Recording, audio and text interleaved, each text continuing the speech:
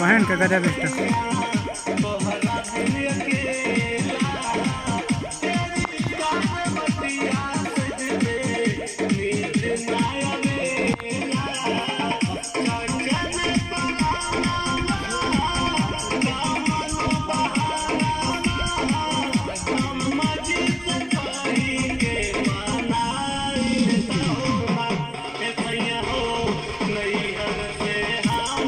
हनर कबाद हो है हनर कबाद ने पिछवा बात हमें रुक जा